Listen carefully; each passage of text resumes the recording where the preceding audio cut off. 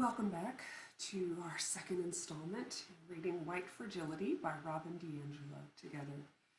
This morning, or this afternoon, we'll begin with the author's note and move into chapter 1.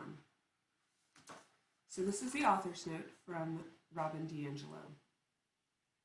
The United States was founded on the principle that all people are created equal. Yet the nation began with the attempted genocide of indigenous people and the theft of their land. American wealth was built on the labor of kidnapped and enslaved Africans and their descendants. Women were denied the right to vote until 1920, and black women were denied access to that right until 1965. The term identity politics refers to the focus on the barriers specific groups face in their struggle for equality. We have yet to achieve our founding principle, but any gains we have made thus far have come through identity politics. The identities of those sitting at the tables of power in this country have remained remarkably similar. White, male, middle and upper class, able-bodied. Acknowledging this fact may be dismissed as political correctness, but it's still a fact. The decisions made at those tables affect the lives of those not at the tables. Exclusion by those at the table doesn't depend on willful intent. We don't have to intend to exclude for the results of our actions to be exclusive and exclusion. While implicit bias is always at play because all humans have bias, inequity can occur simply through homogeneity. If I am not aware of the barriers that you face, then I won't see them, much less be motivated to remove them. Nor will I be motivated to remove the barriers if they provide an advantage to which I feel entitled. All progress we've made in the realm of civil rights has been accomplished through identity politics. Women's suffrage, the Americans with Disabilities Act, Title IX, federal recognition of same-sex marriage. A key issue in the 2016 presidential election was the white working class. These are all manifestations of identity politics. Take women's suffrage. If being a woman denies you the right to vote, you ipso facto cannot grant it to yourself. And you certainly cannot vote for your right to vote. If men control all the mechanisms that exclude women from voting, as well as the mechanisms that can reverse that exclusion, women must call on men for justice. You could not have had a conversation about women's right to vote and men's need to grant it without naming women and men. Not naming the groups that face barriers only serves those who already have access. The assumption is that the access enjoyed by the controlling group is universal. For example, although we are taught that women were granted suffrage in 1920, we ignore the fact that it was white women who received full access, or that it was white men who granted it. Not until the 1960s, through the Voting Rights Act, were all women, regardless of race, granted full access to suffrage. Naming who has access and who doesn't guides our efforts in challenging injustice. This book is unapologetically rooted in identity politics. I am white, and I am addressing a common white dynamic. I am mainly writing to a white audience. When I use the terms us and we, I am referring to the white collective.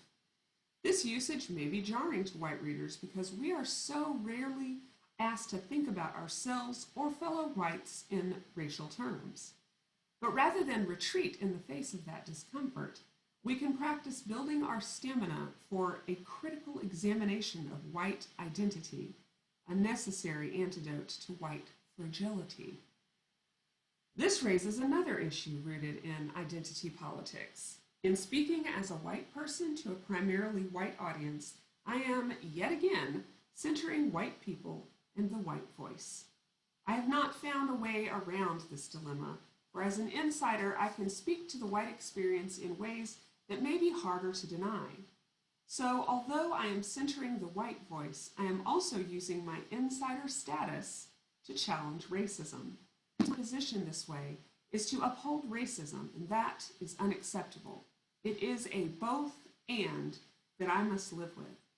I would never suggest that mine is the only voice that should be heard, only that it is one of the many pieces that are needed to solve the overall puzzle.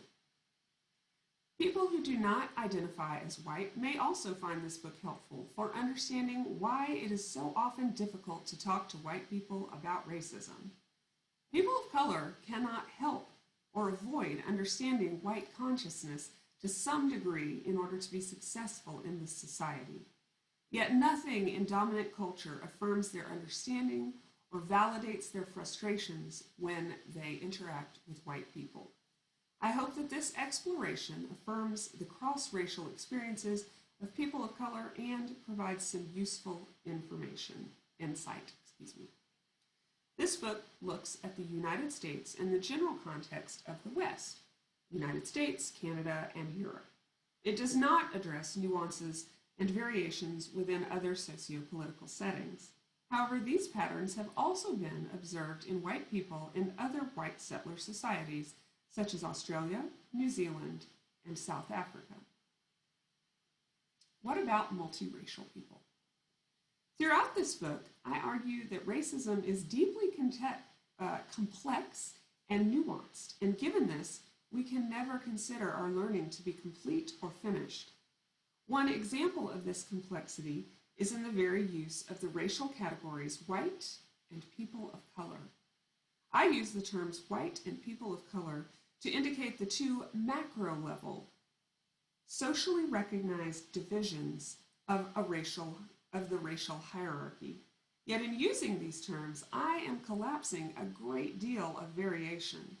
And though I believe, for reasons explained in Chapter 1, that temporarily suspending individuality to focus on group identity is healthy for white people, doing so has very different impacts on people of color.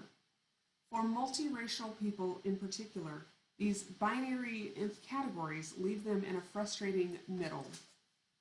Multiracial people, because they challenge racial constructs and boundaries, face unique challenges in a society in which racial categories have profound meanings.